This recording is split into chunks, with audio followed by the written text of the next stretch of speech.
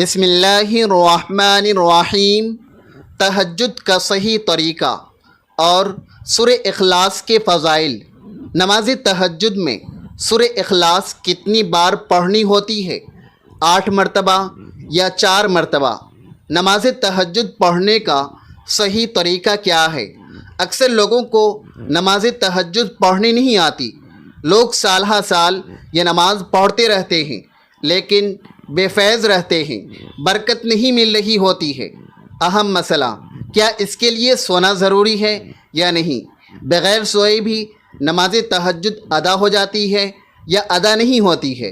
آج بہت سارے مسائل پر آپ کے ساتھ گفتگو کرنے لگے ہیں، کیونکہ نماز تہجد کے بارے میں بہت سارے سوالات میرے پاس آ رہے تھے، تو میں نے اس پر ایک مکمل ویڈیو اسکرپٹ تیار کیا ہے جس کے اندر آپ مکمل نماز کا طریقہ سمجھیں گے، اس کے اہم مسائل پر غور و فکر کریں گے کہ کون کون سے مسائل ہم سمجھ کر اپنی نماز کو درست کر سکتے ہیں۔ جو زندگی بھر نماز پڑھ رہے ہیں، نماز تہجد پڑھ رہے ہیں، تو اس لیے ان کے لیے یہ باتیں جاننا بہت زیادہ ضروری ہے۔ اب آپ نے ذرا توجہ کرنی ہے کہ نماز تہجد اس کا وقت کب شروع ہوتا ہے۔ یہ بھی بہت زیادہ اہم مسئلہ ہے کہ ہم اس کو کس ٹائم سے کس ٹائم تک پڑھ سکتے ہیں۔ تو اب آپ نے نماز تہجد پڑھنے کا طریقہ سمجھنا ہے، پھر اس کی نیت کیسے کرتے ہیں۔ نماز تہجد کی نیت کرنے کا طریقہ بھی اکثر دوستوں کو نہیں آتا اور وہ ویسے ہی ہاتھ باندھ کر کھڑے ہو جاتے ہیں۔ اس طرح پھر بہت سارے مسائل ان کے لیے جنم لیتے ہیں، اس لیے کہ نماز تہجد اس کی اتنی فضیلت ہے اور اتنے اس کے ساتھ جڑے ہوئے واقعات ہماری آنکھوں کے سامنے ہیں کہ کتنے لوگوں نے اس نماز کی برکتیں سمیٹی ہیں اور آج تک اس کی برکتیں حاصل کر رہے ہیں۔ اب آپ نے کرنا کیا ہے؟ اس نماز کو پڑھنے کا طریقہ مکمل سمجھنا ہے۔ ایک ایک چیز، ایک ایک بات، ایک ایک جز، ایک ایک حصہ بتاؤں گا تاکہ تمام کنفیوژن تمہاری ختم ہو جائے اور تمہیں پھر بار بار پوچھنے کی ضرورت ہی نہ پڑے۔ اگر آپ نے ان چند باتوں کو سن لیا تو اس کے بعد یقیناً آپ کو نماز کا صحیح طریقہ آ جائے گا، آگے لوگوں کو بھی سمجھا سکیں گے، کیونکہ نماز تہجد یہ اسلام کی ایک نہایت اہم اور بابرکت عبادت ہے جو رات کے آخری حصے میں ادا کی جاتی ہے۔ باتوں پر غور کرنا ہے، یعنی رات کے آخری حصے میں ادا کی جاتی ہے۔ یہ نماز اللہ تبارک و تعالیٰ کے خاص بندوں کا شیوا ہے۔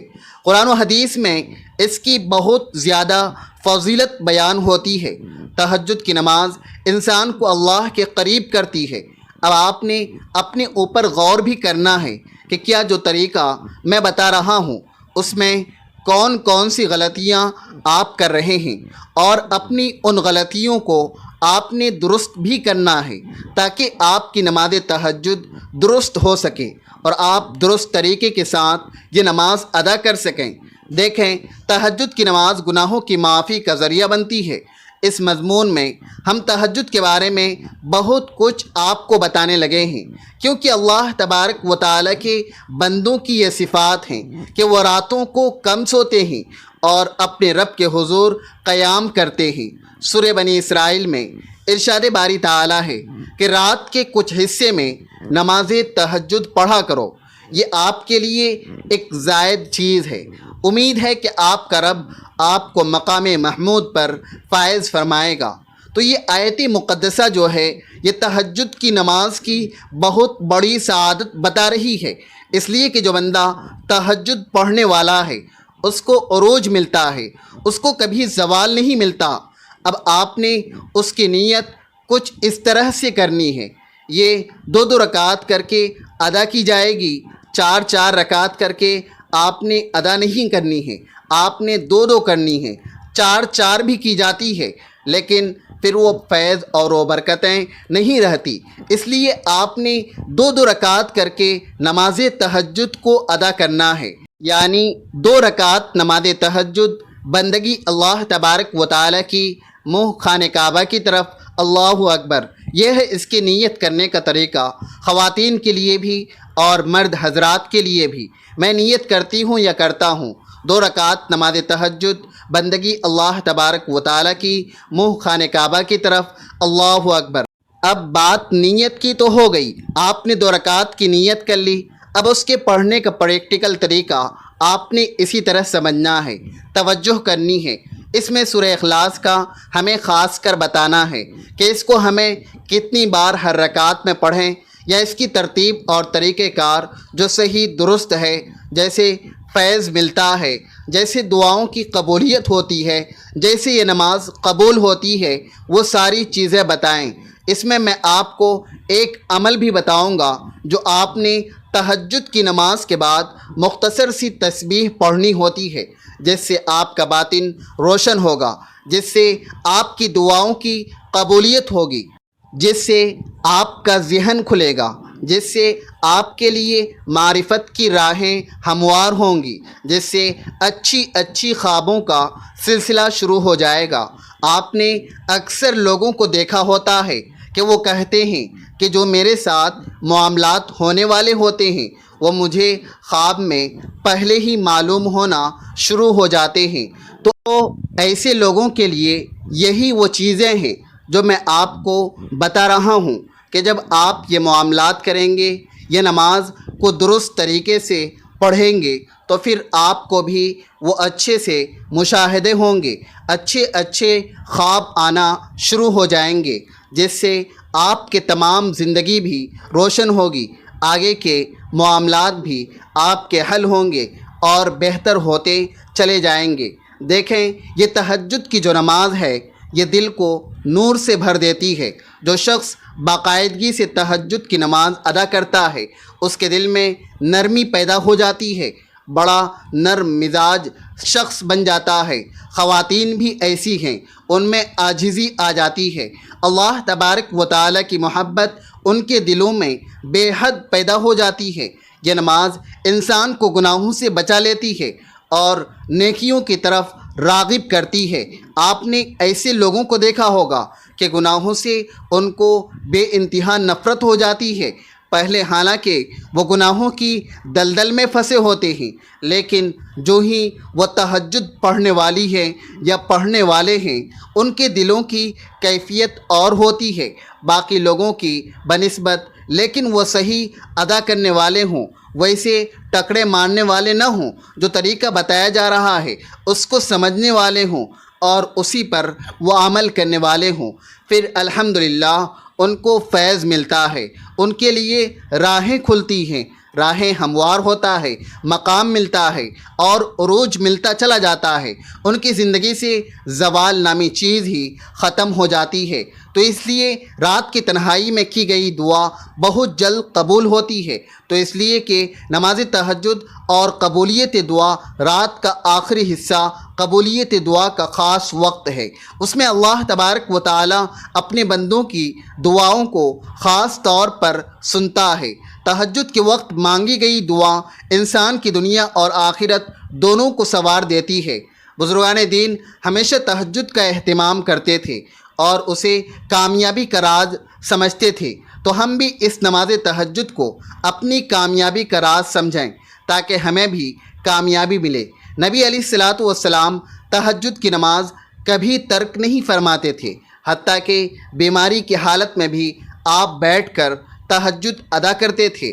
اب اچھا، یہ بات ذہن میں رکھیے گا، بیٹھ کر اس کو پڑھ سکتے ہیں یا نہیں پڑھ سکتے ہیں، یہ بھی سوال ہے اکثر دوستوں کا۔ میں نے آپ کے سارے سوال لکھے ہوئے ہیں، میں ایک ایک سوال پہ بات کرنے لگا ہوں، آپ توجہ کے ساتھ سنیے گا۔ نیت کا طریقہ میں نے آپ کو بتا دیا ہے، اب میں آپ کو بتاؤں گا کہ سبحانک اللہم وبحمدک وتبارک اسمک وتعالی جدک ولا الہ غیرک، پھر اعوذ باللہ من الشیطان الرجیم، بسم اللہ الرحمن الرحیم، الحمد للہ رب العالمین الرحمن الرحیم مالک یوم الدین ایاک نعبد و ایاک نستعین اہدنا الصراط المستقیم صراط الذین انعمت علیہم غیر المغضوب علیہم ولا الضالین۔ آمین۔ آمین بھی کہنا ہوتا ہے، اکثر لوگ آمین نہیں کہتے۔ دیکھیں کچھ خواتین ایسی ہوتی ہیں جو دل ہی دل میں پڑھ رہی ہوتی ہیں، ان کی زبان ہل ہی نہیں رہی ہوتی ہے۔ اسی طرح مردوں میں بھی یہ خامی موجود ہے، تو ایسے پڑھنے سے نماز نہیں ہوتی جب تک آپ اتنی آواز میں نہ پڑھیں کہ آپ کے اپنے کان سن لیں۔ اسی وجہ سے تو تمہیں غلط غلط خیالات آتے ہیں نماز کے اندر، پھر کہتے ہیں کہ بھائی ہمیں نماز کے اندر اتنے گندے خیالات کیوں آتے ہیں؟ اس کی وجہ صرف اور صرف یہی ہے۔ میں یہی بات بتانا چاہ رہا تھا کہ آپ کی نماز اگر آپ اس طرح پڑھیں گے تو نہیں ہوگی۔ یہ سب سے بڑی غلطی ہمارے ہاں معاشرے میں پائی جاتی ہے، اور خیالات زیادہ آنے کی یہی وجہ ہے کہ ہم زبان سے توجہ کے ساتھ نماز پڑھتے ہی نہیں ہیں۔ جب آپ اتنی بلند آواز سے پڑھیں گے تو آپ کے کانوں میں پھر وہ چیزیں جو ہیں وہ نہیں آئیں گی، آپ کی یہی آواز آئے گی جو نماز پڑھ رہے ہوں گے۔ پھر دیکھنا تمہاری روحانی کیفیت کیسے بڑھتی ہے۔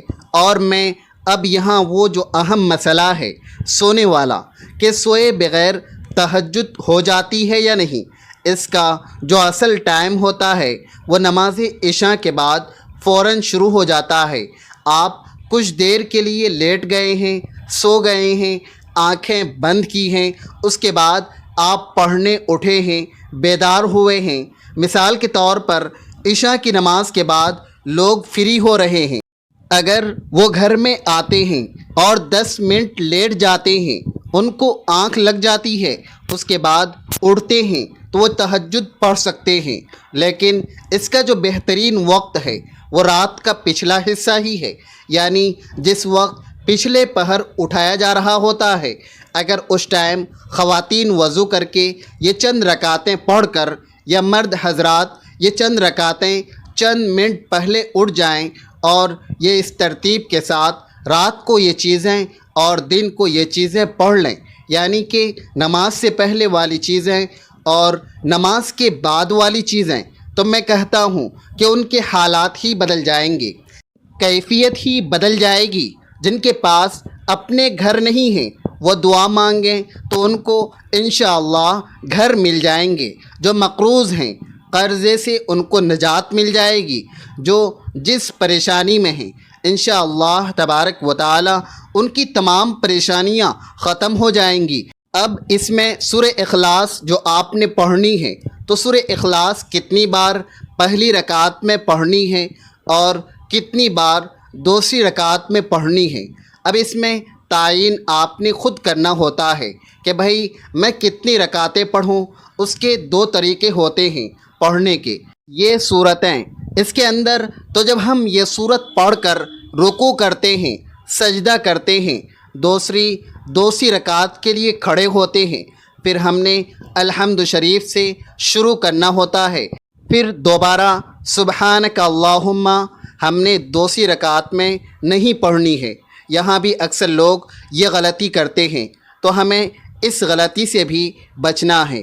تو اب میں اس کے بعد کا عمل بتا دیتا ہوں، پھر میں صورتیں بتا دوں گا کہ کتنی پڑھنی ہے، اور میں 2 سیکنڈ میں یہ بات بھی سمجھا دوں گا کہ سونا ضروری ہے یا نہیں۔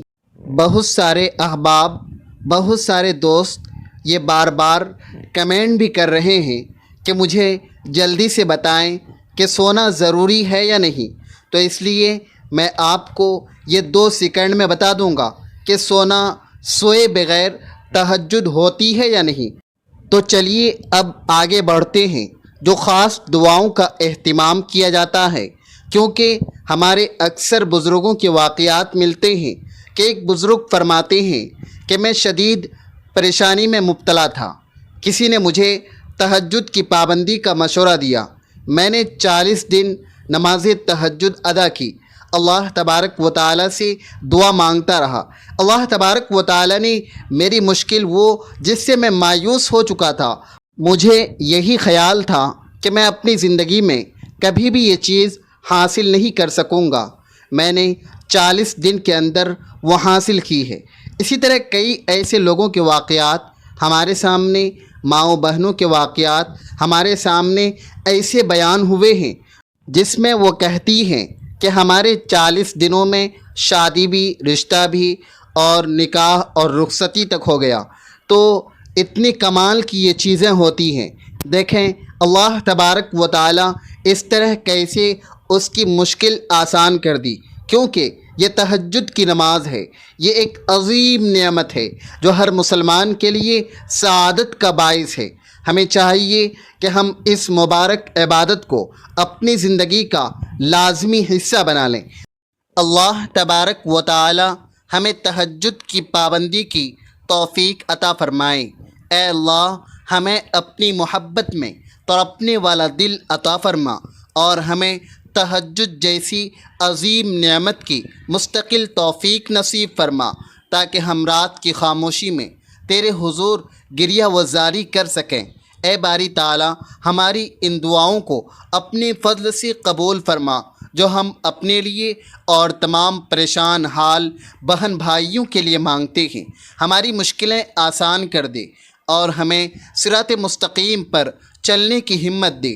تو ہی ہر حاجت کو پوری کرنے والا ہے۔ ہمیں اپنی رحمت کے سائے میں جگہ عطا کر دے۔ آمین۔ سب دوست آمین ضرور کہیں۔